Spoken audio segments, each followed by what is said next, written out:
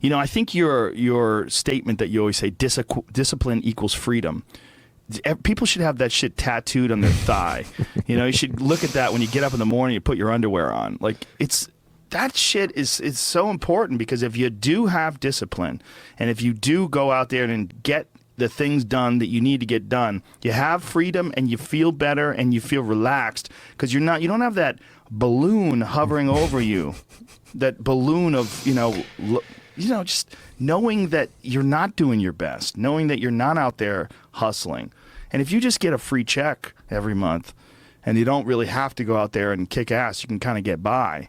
Boy, it's not conducive to lighting that fire under your ass that you need to be successful. Yeah, and again, I know I'm going to point this out for, I think, the second or third time today. I'm no sociologist. I'm not some big guy that understands the mechanisms of the welfare state and all that. I'm just going off of what I think, which is similar to what you're saying. Look, if I was just getting a check for not doing anything, I wouldn't feel good about it. Yeah. I wouldn't feel good about it.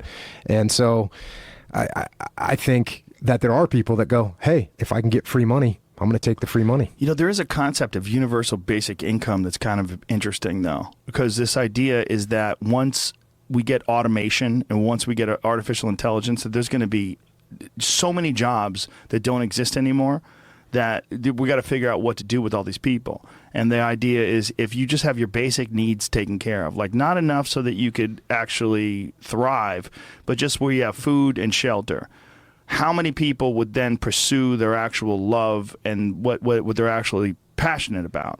And would it be the same? There's tests they're doing on it now. They're trying to find out, would the same amount of people be successful? Would more be successful, or would less? Like, how many people would pursue their dream if they knew they didn't have to worry about starving to death? If they just got money every month, they knew where they were going to sleep and eat, and then they could just go and do whatever the fuck they want to do. Or would that just squash motivation?